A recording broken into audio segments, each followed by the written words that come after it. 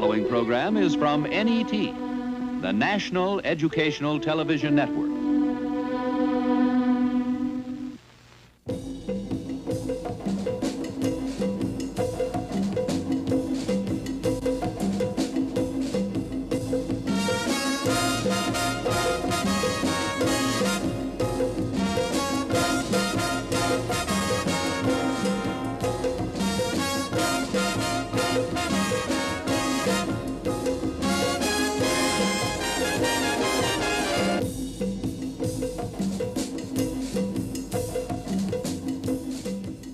Good evening. Jambo, Assalamu alaikum, brothers and sisters. I'm Lou House, and this is Black Journal number 4. Last month, Black Journal surprised itself by making press headlines. On August 15th, 11 black members of the production staff walked out over the issue of black control of the Black Journal program. NET and the brothers and sisters have gotten together and tightened things up a bit. A black executive producer has been hired. And now Black Journal is for, of, and by black people, and that's where it's really at, iced. The Negro Press this month covered the Chicago Democratic Convention and its 68 ticket. And here with the convention story is Black Journal reporter Brother Claude Lewis. Few American political conventions held as much significance for the black voter as the 1968 Democratic affair in Chicago. The lessons learned there were plentiful, political, and pointed. For one thing, the Democratic Party in large measure upheld its 1964 ruling that state delegations based on bigotry would not be seated. The GOP, which held its convention in Miami Beach last month, failed to recognize the true aspirations of the black man. Although an appealing rhetoric was present, the scant black representation made a stronger point. Neither major party thus far seems to fully understand that the black voter has gained a high degree of political savvy and that he has begun to appreciate his political power. Without doubt, law and order will be one of the key issues in the 1968 presidential contest. But Republicans talked about law and order, they never talked about justice. In Vice President Hubert Humphrey's acceptance speech, he was quick to point out that the need for justice was as great as the need for order. But even the high-key platitudes of the Vice President failed to interest Chicago's black community, which was conspicuous by its absence. The lesson outside the convention, so far as blacks is concerned, has perhaps greater significance than what happened on the convention floor itself. The fact that police could be seen brutalizing white youths lends a kind of credibility to the ghetto's long-standing complaint of police brutality. This reporter was hospitalized in Chicago for 2 days by a policeman bent on, quote, law and order, unquote. Sometimes the cure can be worse than the disease. While Chicago police attempted to curb the activities of the hippies and yippies outside the convention, the Third National Black Power Conference was taking place in Philadelphia, Pennsylvania. Helping to shape that conference was Dr. Nathan Wright, a key figure in the concept of black power. Dr. Wright is in our studio today and has consented to discuss the convention and the events that went on in Philadelphia last week. Dr. Wright, I wonder if you could describe for me or compare the relationship between the Democratic and Republican conventions. Well, I was present at the Republican National Convention, which some people refer to as the Miami Beach Circus Incorporated. It was pretty much like a staged production, but neither of the two conventions dealt with the most basic needs in our society today, and that is the need for all of our people to share in equitable power relations, and for us to mobilize our nation's resources so that the fullest potential of every person is unleashed for the benefit of our society as a whole and our world. Well, what did the convention in general think about the Democrats' performance in Chicago? The International Conference on Black Power. I think that the mood of that particular convention or conference was that the political alternatives afforded by those two conventions were not worthy even of thoughtful white America, let alone the basic needs of our black people. And certainly some new alternatives have been recommended. The two are to vote for the fourth party candidate, a black man, or to help to get underway what might possibly be the most massive campaign of active non-participation in the history of this nation. Well, before you met in Philadelphia, did anybody consider the supporting Humphrey or Nixon? I mean, was that ever discussed? I never heard it discussed. It wasn't discussed at our meetings. The other thing is that it has been intriguing to me that apparently Mr. Humphrey has all of the support that he wants. He has been asking people whom some of the black people refer to as Negroes with a small n, to advise him when that thing, the business of black people trying to be carbon copies of white people, is going out of style these days. And he's getting into the same kind of difficulty, unfortunately, that Mr. Johnson has gotten himself into in terms of asking unself-aware black people who are not in keeping at all or abreast of the new mood of growing black self-awareness, also who are not abreast of the new mood of seeking after equity rather than equality, and seeking after power for self-determination. These kinds of things are beyond the mindset of any pseudo-liberal, and our Democratic Party has offered a pseudo-liberal kind of philosophy, of which Mr. Humphrey is the leading exponent. Well, speaking from a platform of black power, what do you think the black man in America in 1968 should do with his vote? Should he vote at all? Should he not vote? What is your decision at this point? Well, the Black Power Conference was not clear in terms of a specific approach, but offered several alternatives. I think that as far as the national elections are concerned, that I will not only not vote, which is a way of participating politically, but will encourage both white and black people not to take part in ludicrous alternatives. Well, to offer a kind of ridiculous assumption, suppose you urged millions of people not to vote, and they listened and they concurred. And what would happen? And George Wallace got in. Would you feel somewhat responsible for that? I would feel responsible in one sense and not in another. Do you think it'd be justified? Let me say this. The most important thing all of the time is for people to be dealt with seriously. And the message would be clearly gotten over that if black people are going to be dealt with at all, they must be dealt with seriously. And it's far more important for this message to be gotten across once and for all than it is for any particular candidate to win and to be president over the next 4 years. What specific resolutions were adopted at the Black Power Conference? Well, let me say this. There weren't any specific resolutions in the normal sense adopted at the Black Power Conference. There were recommendations that are to be enforced at the local level, and as people will. All of the recommendations that came out of our workshops, and they may seem to be conflicting, were adopted in the sense that black people want to work for operational harmony, which is the most important thing for black people to be together in terms of their basic purpose of seeking equity for all and fulfillment, not only for black people, but incidentally for the nation and the world. And this is the thing that's extremely important. Can you speak about the economic aspects of black power?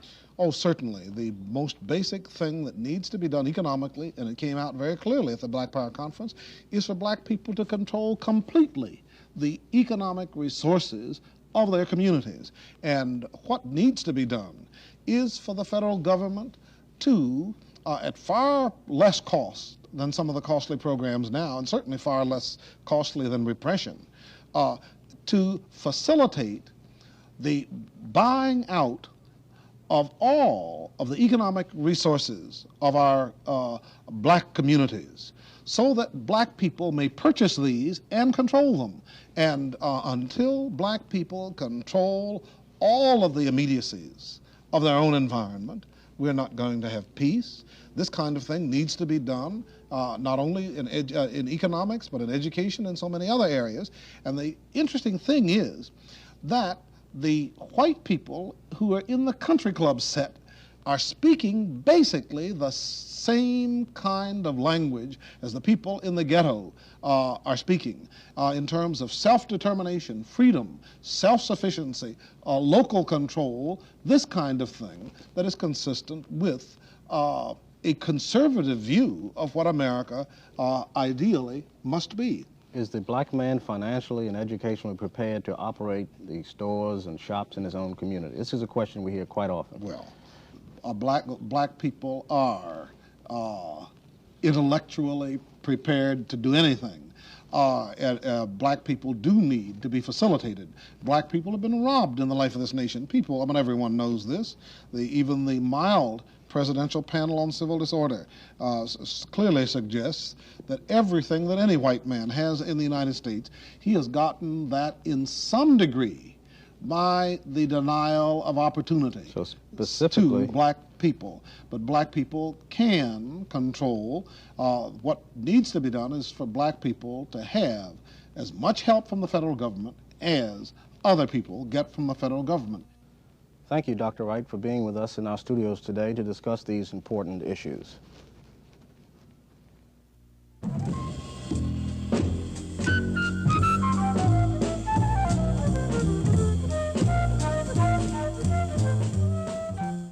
In the last 4 years, 59 cooperatives have sprung up in 11 southern states. 57 of them are black. The catalyst of this movement is a Catholic priest from Brooklyn, Father Albert McKnight, who in 1964 founded the first of these cooperatives, Southern Consumers in Lafayette, Louisiana.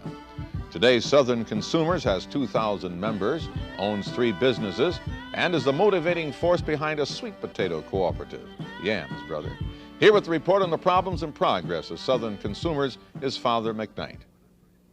The thing that struck me when I first came to Louisiana and spent my first 4 years strictly in what you would call church work was how irrelevant much of my preaching was when trying to preach to people who were hungry, trying to teach Christian morality to a family of 12 living in a 2-room house. And I see that there's a close association between taking care of the needs of the body and administering to the spiritual needs of people. Delcombe here is a fishing town. That's where most of the people earn their livelihood. And yet there's not one black person who owns a boat. And we discussed the possibility of getting loans from the Farmers Home Administration for them to buy a boat. They finally granted a loan to a group of 3. And last year happened to be a bumper crop for shrimp and oysters. And we were hoping to get the boat at the beginning of the season, but with all the red tape, the loan didn't come through till actually at the end of the season, and they finally got the boat.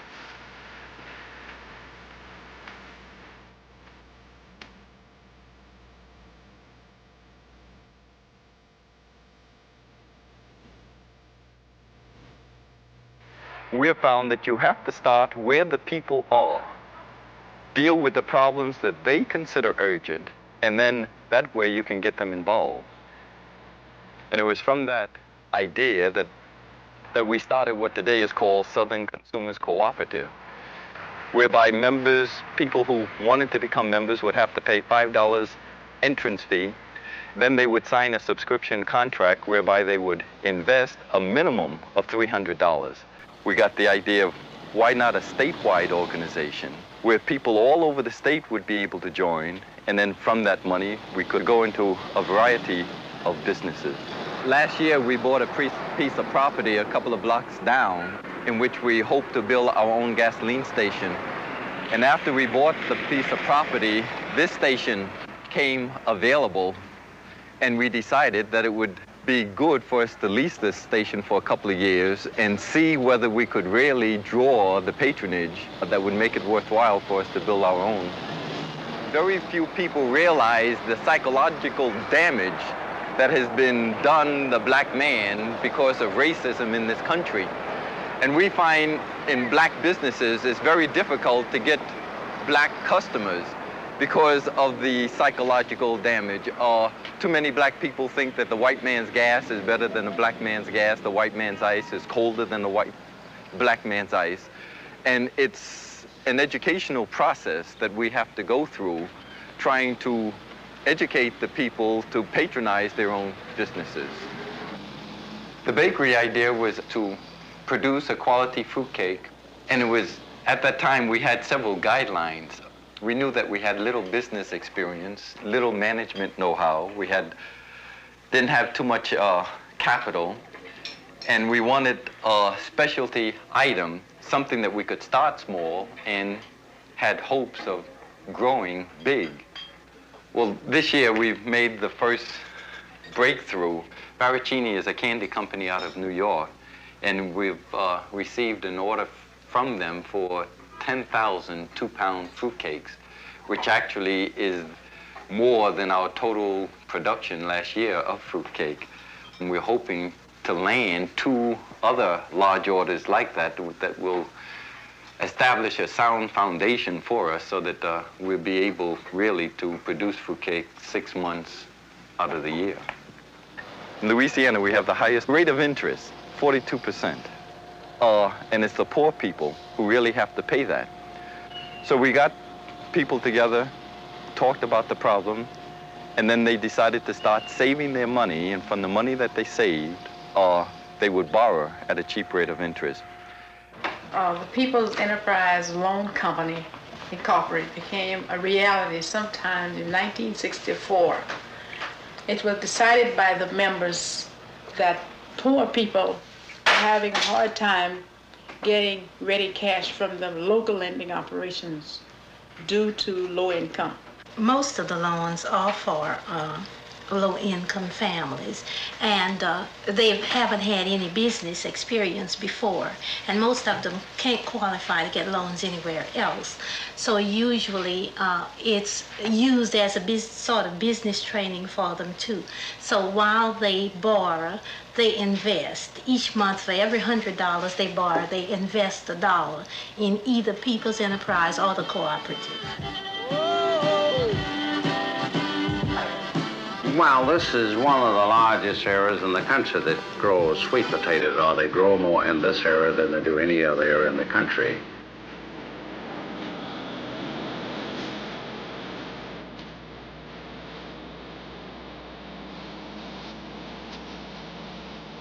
The 1965 potato harvest was extremely poor, and many of the farmers had to sell their sweet potatoes for between 50 and 75 cents for a crate of good potatoes. And we would talk about shipping our own sweet potatoes and forming an organization for that purpose. And out of that grew the Grand Marie Co-op. We got some technical assistance from Father McKnight at Southern Consumers, and this is the beginning of the 3rd season of the cooperative. We've had up to 500 people who patronize the cooperative at least once during that period. The first year they hired them a local broker. This broker, he knew that they were green in the business, and he took advantage of them. Then they contacted me about the first of the year, and I came here with them, and last year they were selling on consignment, and 1 or 2 loads that the brokers sold at the other end, they didn't get anything out of them. We sell A&P, one of the largest, Kroger, Safeway, firms like that. Well, the thing that has really amazed me in this whole self-help activity is the hostility that is created and how people feel threatened when poor people start helping themselves. We've been accused of being communists. We have had a motion passed in the state legislature to investigate us. We've been investigated by the State Un-American Activity Committee, 2-day hearing in Lafayette. The DA has raided our office, seized our books. We had to go into federal court. We applied for a temporary restraining order from the local federal judge, but because of the local politics, he didn't want to become involved. We had to go to the Court of Appeals, where we did get a temporary restraining order, forcing him to hold a hearing. And since then, the local politicians have, I think, gotten respect for us now, and the harassment is undercover and not as open as it has been in the past. In this society, we are in need of genuine social and economic changes of institutions. The way people think and act have to be changed. The way the black man thinks about himself has to be changed. The way the white person thinks about black people have to be changed. And this change can only be brought about through small groups of people dealing with the problems, changing their own mentality, and then slowly working in the community, enlisting the assistance of other people.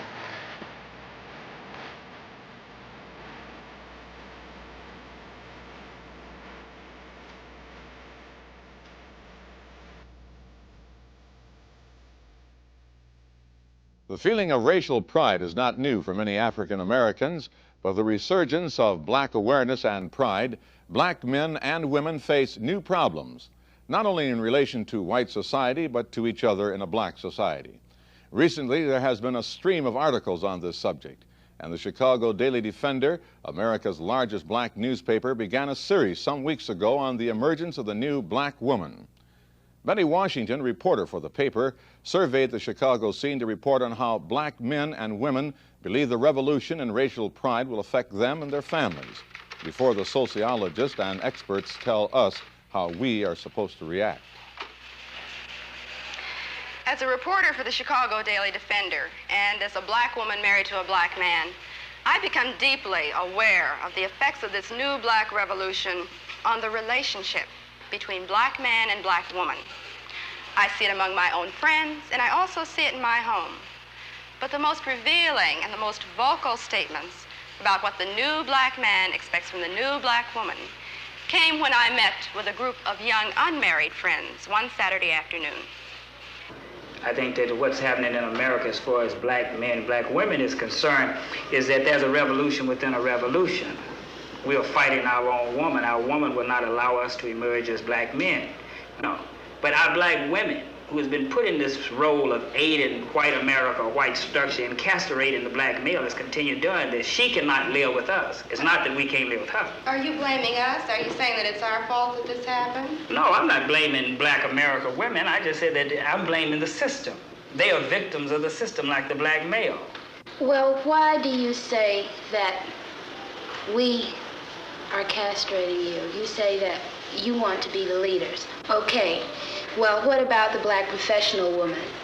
Are you saying that there should be no black professional woman? Are you trying to deny black women the right to be creative, the right to function? We're not asking for you to take a back seat. We're saying that you have got to be astute enough and can view the situation well enough where you just automatically know what your role is and step back. And whenever you want to have that aggressive thing, this is the thing that the young black man today is not going to tolerate. My old man tolerated it because his old man tolerated it. It came up for years and years and years. But today, the young black man is not going to take it. He's going to be out there as a leader. White America has used black women to keep the black male in his place. And you're still aiding him by saying, well, we are qualified, we want to work, we can help. Okay, how are you going to reprogram men so that they don't let us take over what's supposed to be their responsibility? And men that I have had dealings with, they are perfectly willing to sit back and let us do anything we want to. I don't think that you have to reprogram men. I think you have to reprogram women. No, you have to reprogram the man so that he will forcefully take what belongs to him, because you know women, as long as we can get, we're going to get, and it's part of our being. We're going to do anything to you that you let us, whether we want to or not. You don't want to live on the level of income that I can afford you and love me on the basis of that. You want to always be aspiring to have all those things that's a part of the great middle-class white American society, and because I can't deliver these things to you, you say that you are not a man. I don't measure a man by how much money he can bring home. I measure a man by how he treats me. Whether when I'm tired and I'm sick and I'm scared, he's there. For these women, the men are there. But with the feeling of racial pride has come new conflicts and new problems.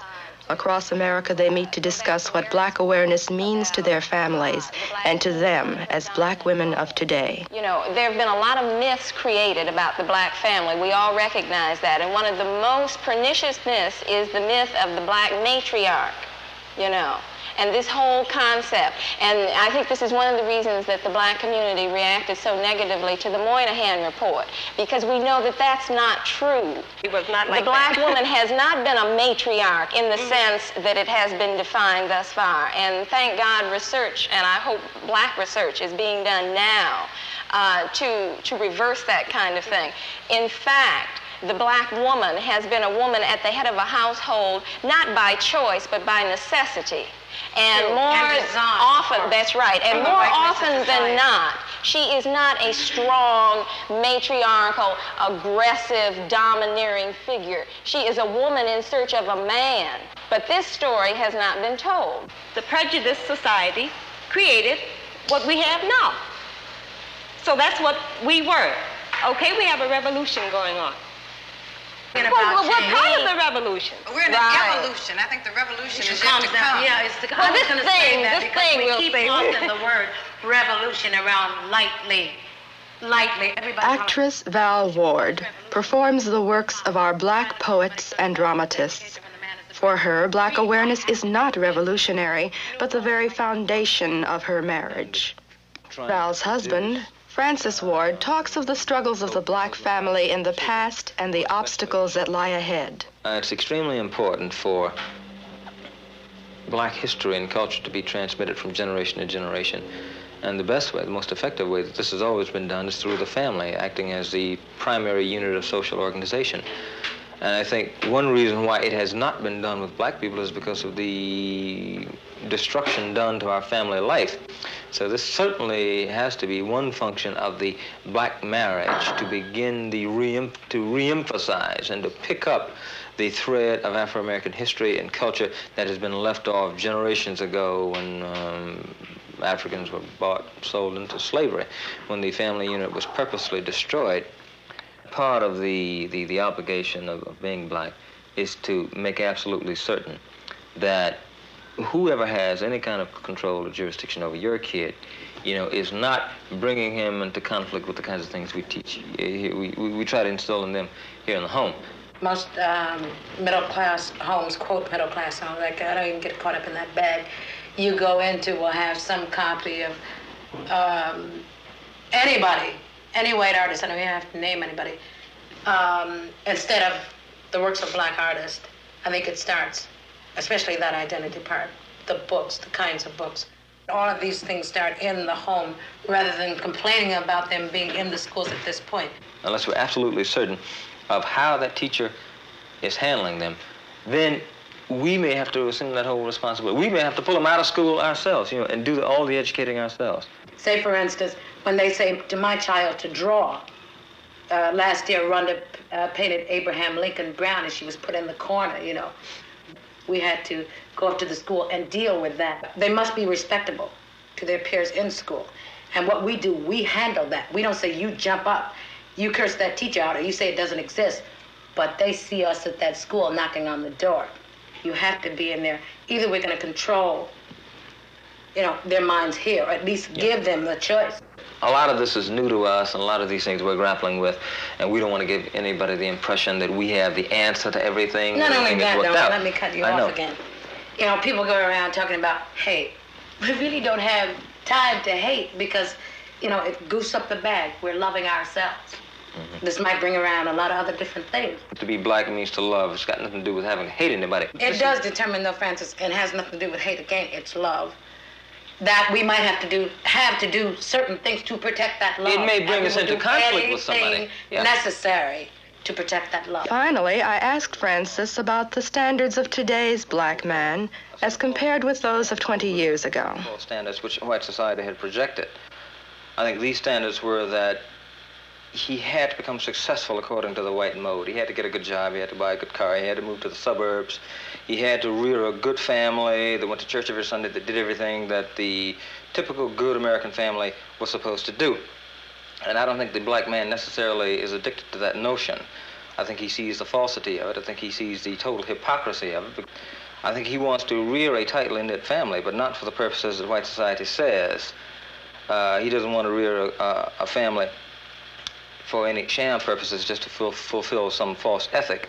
But he wants to rear a good family in order to have his children strong, reared in his own image perhaps, and to transmit, most importantly, to transmit the values which he is learning to his children, and to try to ensure as best he can that his children will transmit those same values to their children, and, you know, have the same transmission repeated from generation to generation.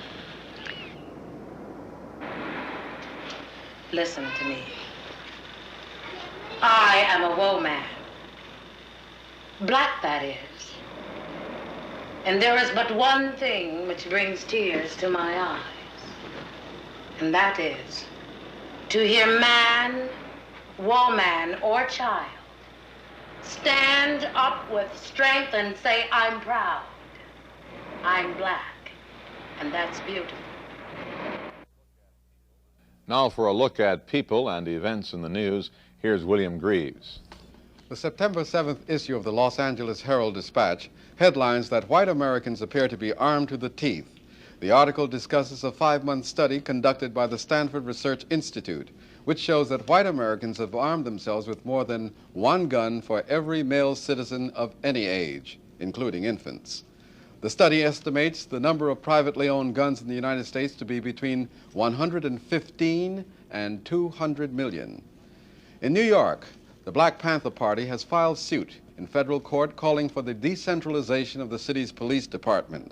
The suit comes in the wake of last week's attack on 6 Panthers in the Brooklyn Criminal Court building by 200 white men, many of them off-duty police officers, and no arrests have been made. Stokely Carmichael no longer holds membership or office in the Student Nonviolent Coordinating Committee. It is reported that Mr. Carmichael will become increasingly active in the Black United Front, a coalition of various militant civil rights groups organized across the country. Black militancy and its accent on black pride is having a growing effect on white society, a case in point being the white wig market. The Milwaukee Star reports that one wig manufacturer is selling 2,000 Lafrique wigs a week.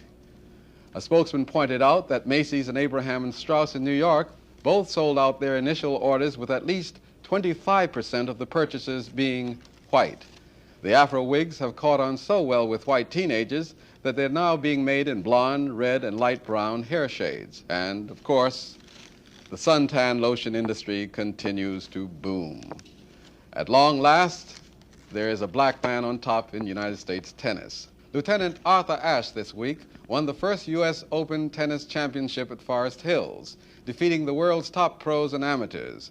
Prior to his win, Ashe has established his supremacy by capturing the U.S. Amateur Men's Singles title. Black Journal asked Mr. Ashe why more blacks have not been involved in tournament tennis. Well, it's economically prohibitive for the large part. It's tough to get started playing this game. It's a game wherein you have to get started on the right foot, or either it could be disastrous in the long run. You need a good professional. You need lots of experience. You need facilities. Playgrounds don't provide this. The only other place where you can find these facilities and the professionals and the guidance are in the country clubs and tennis clubs. And Negroes just don't belong to country clubs and tennis clubs. That's all there is to it. The Pittsburgh Courier reports that 75 black soldiers of the 1st Armored Division, 52 of them veterans of Vietnam, refused to participate in riot control duty for the Democratic National Convention in Chicago. At Fort Hood, Texas, 43 of the dissidents were arrested and placed in the stockade. The arrest took place after military police broke up a rally protesting the assignment of the 1st Division to a 24-hour alert for transfer to Chicago.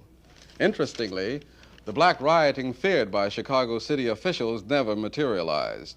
Instead, youthful white dissenters were violently exposed to the forces of law and order. Black Journal now reports on the question of urban renewal, or is it black removal? The American university is filled with a tradition that is America's past, present, and future.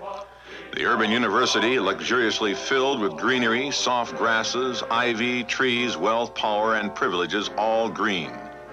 The American urban universities feel the need to expand their green to the adjoining black communities of Philadelphia, Chicago, New York, Boston, Hartford, New Haven.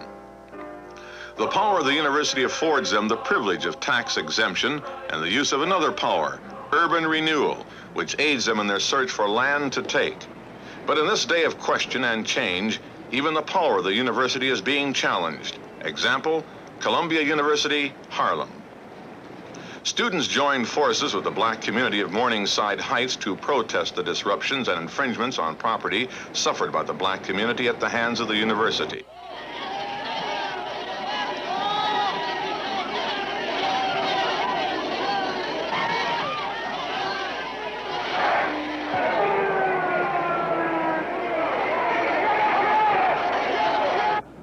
Professor Howard Mitchell is one of the leading experts on urban affairs.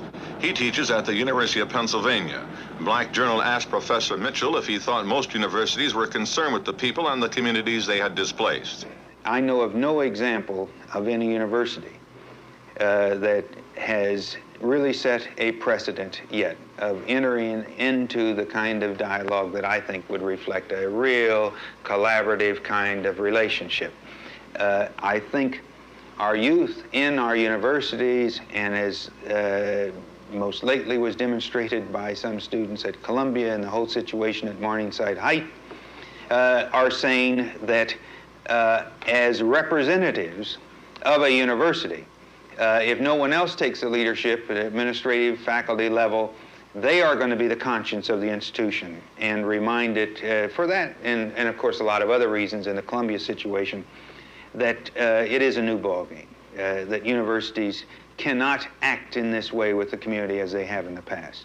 In Philadelphia, 50,000 people, mostly black, have been moved, uprooted, and displaced. Families and friends broken up. Neighborhoods which once lived are now ghost towns. Mrs. Eloise Holmes thought urban renewal meant the tearing down of slums, so she and her neighbors repaired their homes and the homes of absentee landlords. They painted and scrubbed, swept and repaired their neighborhood. For this, they received the Clean Block Award from the city, and then the university expansion program swept them away. Leading men, I said to him, why can't you expand straight up Broad Street? Why do you have to take the homes of people who have suffered, struggled, and believe me, when you buy a home in this city and finish paying for it, you have gone through something. Now we are at the age where we want to settle down and live, thinking that we have made a wise investment. So you say it's slums. Who calls them? The absentee landlords, because they take everything out of the community and put nothing back. We were asked to leave in March. March 31st was a deadline. The house is still standing. They're boarded up, and it's right there on 1942 North Marvine Street. And it probably will be there a long time. These boarded houses is creating quite a nuisance in that area. There have been rapes, and wives have been dragged going to stores in those old vacant houses and molested. The life is being just drained out by eminent domain, by urban renewal. As Professor Mitchell put it, it's a new ball game with different players on the opposing team. These teams were formed because the poor had few privileges and no power, and it's becoming obvious, few rights to ownership. These new players were drafted on the team by their emotions because they had seen the ever-growing numbers of their brothers and sisters displaced and unassisted. Fellas, I like to talk about the people, and that's who I work with. I work with the people who are removed by urban renewal. I have walked with these people from day to day. It is one of the most horrible experiences. You see children who don't know where they're going, who says, why is the bulldozer tearing down my house? I kind of like my house, even if it isn't the best house. It is a community. You see people saying, I identify with this community. My friends are next door. My neighbors are down the street. I know these people, have known them for 30 years. These are some of the things that hurt with urban renewal, living with people from day to day. I think that historically we have to charge genocide of black people, genocide against black people by a white corporate structure in America, you know, in that they are using all kinds of ways to diminish the black people of America. Because we have come down to a situation right now of just strictly survival within the black community. And I think that we have to realize that we can't talk in terms of university expansion in a vacuum, that there are people who we can identify as being our enemy. Drexel, University of Temple, the University of Pennsylvania, the housing urban development, the insurance and mortgage companies, the Board of Education, which takes eminent domain over so many of the black homes, the water company, the Chamber of Commerce, real estate people, and mental health centers throughout the city of Philadelphia. All of them together, you know, are developing a collusion for the political decentralization of black people, to force us out of the land, to gerrymander us in such a way that we lose our strength, that they are really in opposition to the unification, the unity of black people. And once they do that, once they have grabbed off the land, and once they have forced us into the reservations or projects as they've done the Indian people, then it means that we will no longer have the kind of power which so many of us call for. And I think that this is a national conspiracy, and if we check this thing out very carefully, we'll see that black people are suffering from those same kinds of problems in other cities. To many, the remarks that have been made by these black people may seem extreme, but they are supported by statistics from a survey made in Philadelphia for the University of Pennsylvania. 20% of the displaced families had not been contacted by Urban Renewal or the university except when served an eviction notice. Neither had they received moving expenses to which by law they were entitled. 30% had received moving expenses but received no help in relocation or financing to which they were also entitled. 30% of the people had been seen and interviewed by Urban Renewal officials, but were not relocated by the city and were forced to relocate on their own. Only 20% had received help and all of the benefits to which they were entitled. On the basis of this information, Black Journal went on to Chicago to talk with Professor Julian Levy, one of the leading planners of the University of Chicago's massive expansion programs. Now, the expansion which universities take in urban centers very often is accompanied by the urban renewal process. Because universities are so rooted, and because by and large the American city has been unable to control its cycles of growth and change, the university in many, many places in the country tends to be now cheek by jowl with a deprived community, often the black community. And many universities might be willing to move if there were a way in which they could actually dispose of their existing plant, which they can't. There isn't much of a market for second-hand universities. And if they were to move, they could never replace the investment which they have. But does the university take into consideration both the financial and moral costs it causes the black community?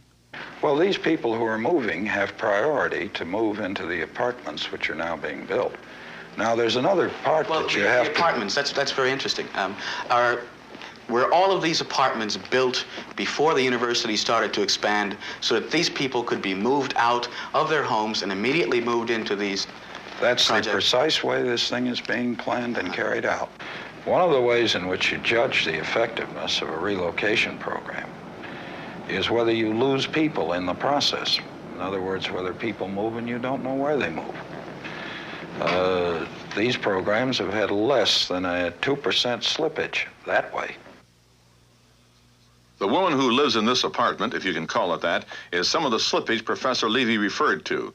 She requested that her face not be shown because she was afraid of reprisals from Urban Renewal and the University of Chicago. The university haven't did nothing for me. Nobody have did nothing for me, not even the Urban Renewal. They fooled me. They say when I move, they're gonna give me $500 for moving, plus they were gonna pay my moving expenses. And I don't know about the moving expense, but they haven't gave me nothing. Everything they doing, they taking everything from me. I'm living here, don't have no kind of protection. Before I moved here, the man broke in and strained a girl in here. And I knew that, but I don't know why I let the urban new move me in here. The rooms have lock on them, but the locks is not very good. You can take a hard push and push the locks off. But the windows don't have no lock. They have locks on, but the locks don't work. So every window in here, I have a bolt, a stick, or something across it. And the back porch don't have a lock on it at all. It got a stick on the knob. And last Saturday, a man came in. I don't know how he came in, but ever since I've been living here, I had to lock up in one room, me and my kids. So if I want to sit up late at night, watch television, I had to take the television in one room and lock myself off in there. Anything my kids want, like through the night, get hungry, I had to get that before I go to bed. Bring everything in the room, water, food, baby milk, the diapers, anything that my kids need, and me too. Because I'd be too scared to cross the hall in this house, because people been breaking in. And they told me they're going to find me another place to go when I was ready to, when I had to get out. And they never did.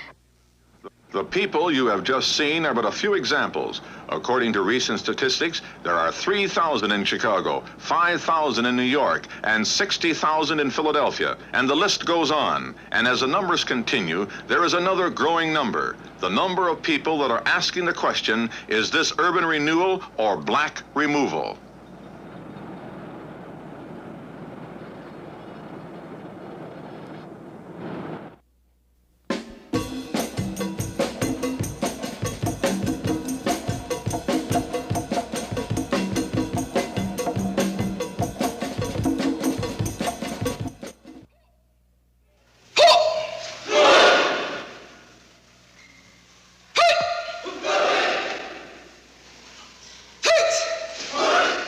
Karate is fast becoming a popular American sport.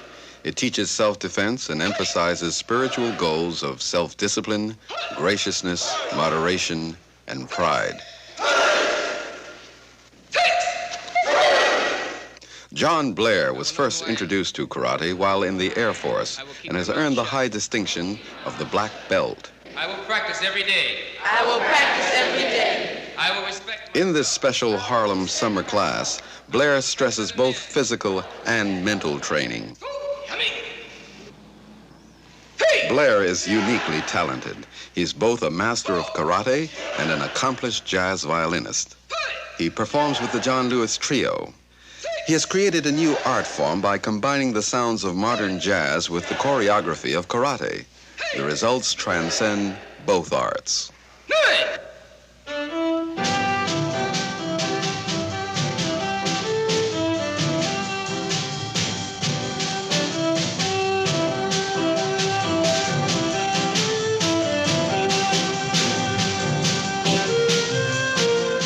Ronald Takanashi, a superb karate man, is warming up for the kata, the essence of karate.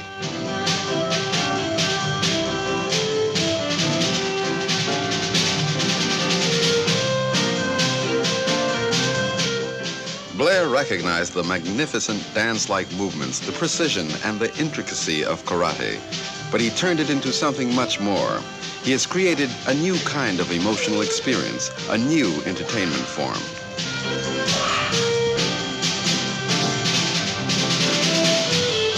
Operating almost as one unit, the musicians improvise to the karate movements.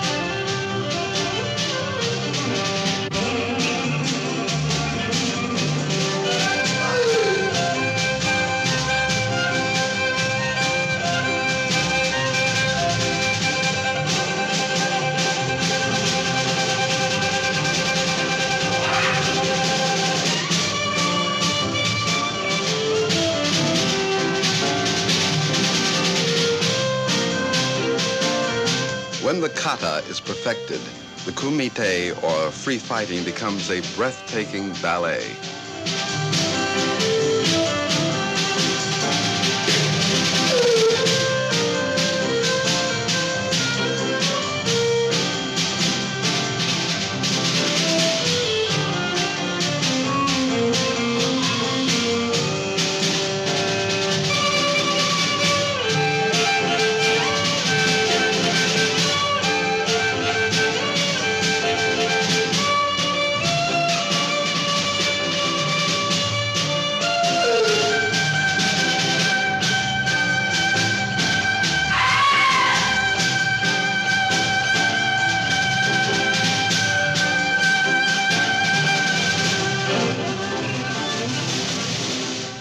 John Blair continues the long tradition of black artists who have brought their special talents to enrich the cultural life of this country.